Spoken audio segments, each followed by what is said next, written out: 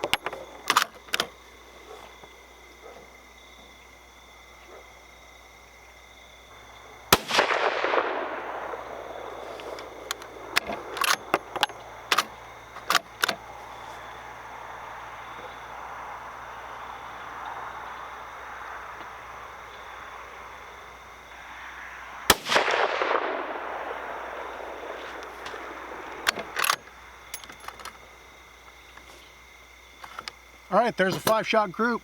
Let's go up there and look at the target.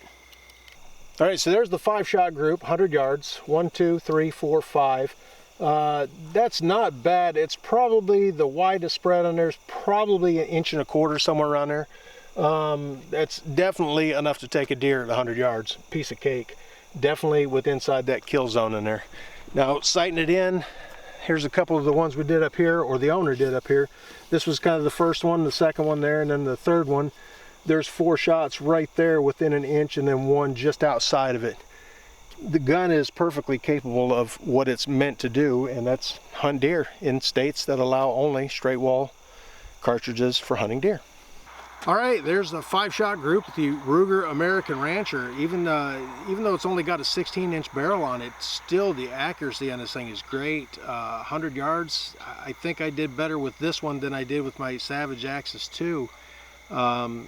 Either one of them, even the Mossberg Patriot, I think shot a bigger group than that, but all 3 of them are still perfectly capable of taking deer, and that's what their intent was for these guns. That's why they were designed, and to give you another option for deer hunting in one of those 18 or so states that only allows the straight wall hunting of deer only.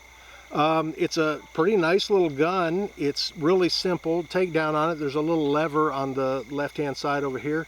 All you do is push that in, pull your bolt right out. It's got a pretty nice stainless 3-lug bolt on there, ejector and extractor right in there. The machining is not the smoothest I've ever seen, but it's functional and it works great. No problems with it whatsoever. Now the Ruger American Rancher is available in a few other calibers too, so you can get this in, I've seen it in 300 blackout, I've seen it in 7.62 by 39. It's available in 5.56, 223. It's a pretty popular I guess platform, but this one being chambered in 350 Legend has a specific purpose for it. The rest of them, if you live in other states where you can hunt with whatever cartridge you want, it's great for it. This one's topped with a Vortex Crossfire 3-9 by 40 scope on it. It's got the Butler Creek flip up sights on it. I do like those, especially when you're going through the woods and stuff. You don't want to, you know, I've got the bikini cover type covers on my Axis, so you got to pull those off and then you're carrying them around. With these, they're just flip ups. They're already on there. You don't have to worry about losing them or anything. I've seen a lot of people put a little chart inside the optic side on there to a ballistic chart so they can range and guess where they're going to be at or whatever. But it's a pretty good shooting rifle, and with that muzzle brake on there, I think it really minimized the muzzle flip on it. It kept it pretty stable. Now this one, he took the bipod off the front of it just because we were using the hydro sled here. But I mean, it's got the studs on it for sling and bipod. It's got a nice rubber butt pad on it. Pretty comfortable gun.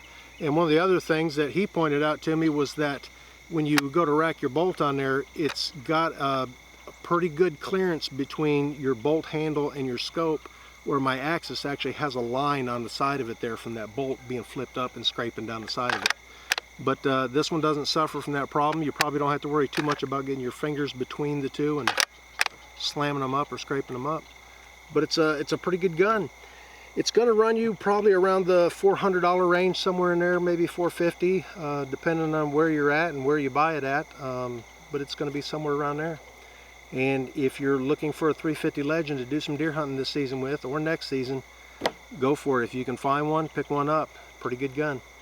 Anyways, thanks for watching Small Caliber Arms Review. If you could, check out my Patreon link in the description below. Click this button up here to subscribe if you haven't already, and hit this button over here to check out some of my other videos. And thanks for watching Small Caliber Arms Review.